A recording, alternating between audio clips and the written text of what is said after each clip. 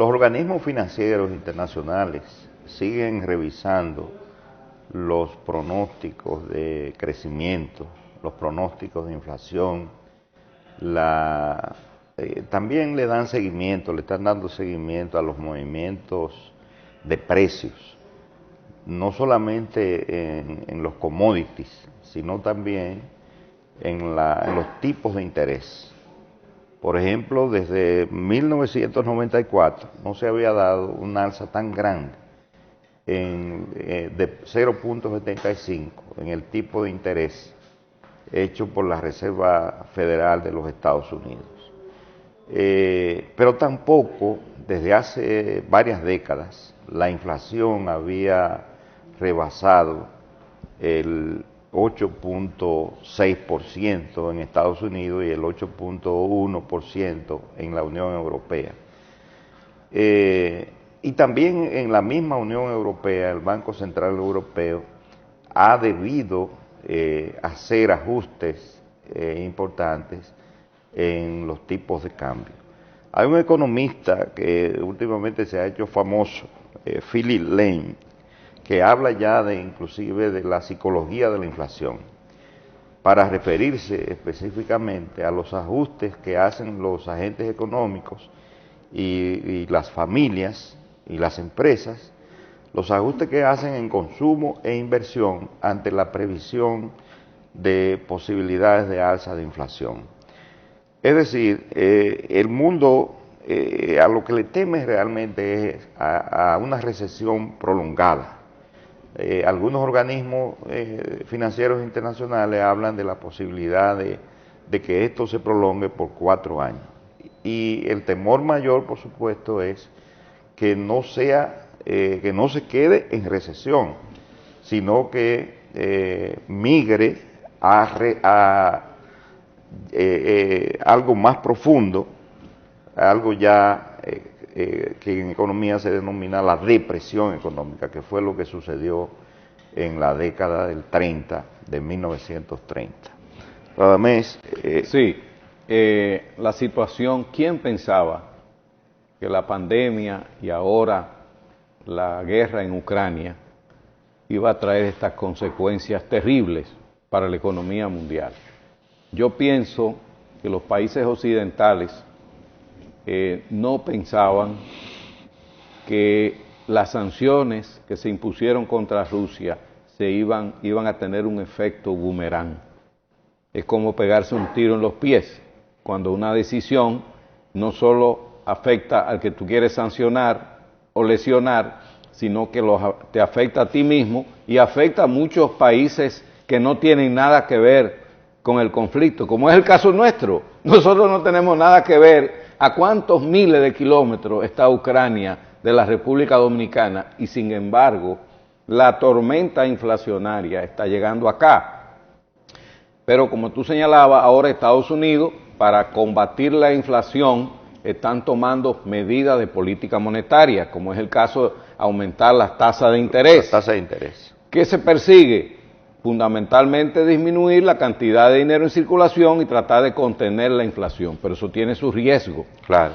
Aumentar la tasa de interés puede promover, si no se hace adecuadamente, puede promover la recesión, es decir, un estancamiento de la economía, porque cuando hay menos dinero en circulación, eso puede promover una recesión, un estancamiento de la economía. Entonces, como nosotros tenemos esa relación umbilical tan fuerte con Estados Unidos, hay una teoría de que un estancamiento de la economía norteamericana se transfiere hacia la República Dominicana por los vínculos que tiene entre ambos países. Así. Bueno, miren, aparte de eso, yo quisiera, de mi parte, felicitar a Gustavo Petro en Colombia.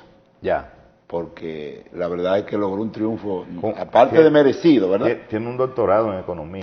A propósito de la economía, tiene un PhD, como le llama Radamés, sí, en economía, doctorado, y es una persona que tiene una capacidad indiscutible. El triunfo Y experiencia de Estado. Sí, porque fue, no solamente fue ha sido alcalde senador, sino también que fue alcalde de Bogotá, una de las ciudades más emblemáticas de América Latina. De América Latina. Ahora, hay que ver, en términos económicos, los desafíos que le esperan, y en términos políticos en general, los desafíos que le esperan a Colombia. Y es importante porque Colombia es un país bastante, muy emblemático con relación a América Latina. Lo que pasa en Colombia y lo que puede pasar en Brasil, que son dos colosos, conjuntamente con Argentina, Chile, en menor medida ahora Venezuela, etcétera, influye en el conjunto de América Latina.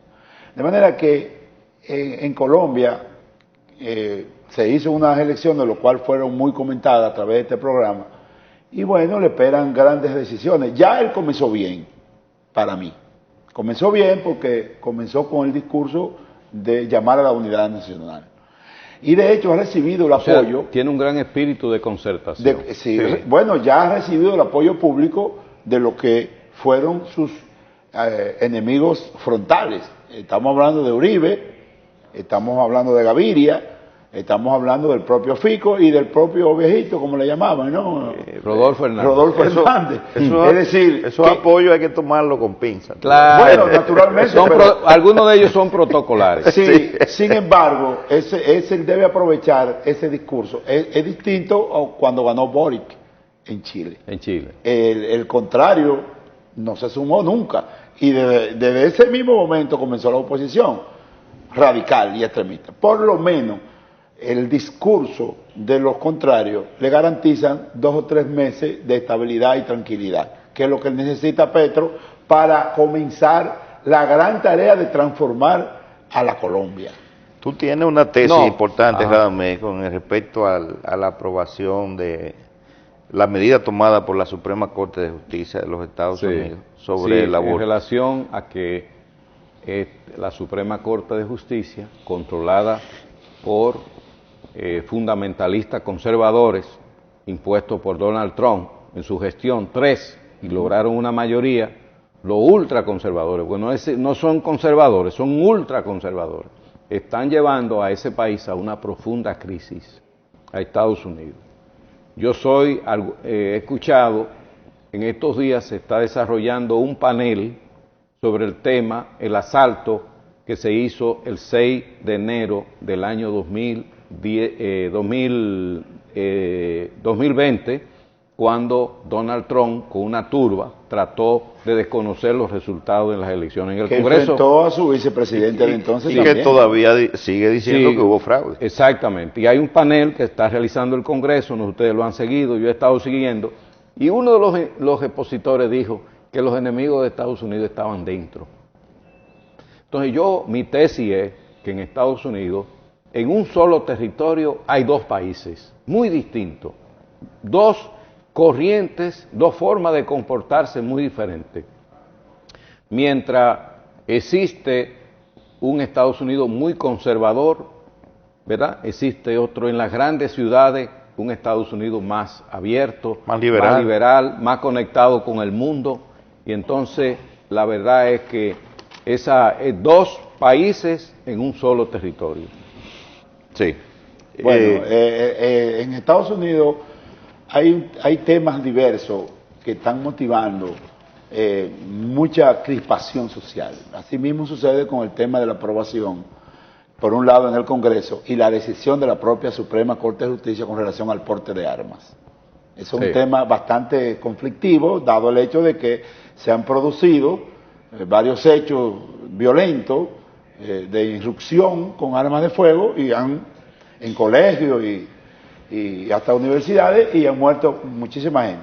Pues también la Suprema Corte de Justicia entonces emitió una sentencia con relación al porte de las armas. Y el Congreso entonces le respondió aprobando una ley contraria a la que dispuso la Suprema. Es decir, entonces tenemos 2 poderes en conflicto en Estados Unidos. Muy pocas veces se ve esas cosas. Pero la pregunta que yo me hago, ¿cómo 6 jueces pueden imponer decisiones tan sustantivas? 6 jueces. O sea, ¿cómo? Es decir, eso indica que el sistema político norteamericano tiene serias dificultades. Sí. ¿Cómo es posible que 6 jueces conservadores puedan tomar medidas que deberían ir a un referéndum, ni siquiera a una decisión del Congreso? Debería ser una consulta nacional federal en ese país, y no que 6 jueces puedan tomar decisiones que están metiendo a ese país en una conquista que había logrado las mujeres hace 50 años. Sí. Son signos, Radamés, que cuestionan la gobernanza de los Estados Unidos de América. Claro. Y que refuerzan la tesis que tú tienes, o la hipótesis, de esos 2 Estados Unidos que existen. Tal vez esos hechos ocurren, tal vez, buscándole alguna explicación, por 2 fenómenos. Primero, el fenómeno Trump, es decir, la baja tasa de popularidad con el apoyo de la derecha religiosa. Claro. La derecha religiosa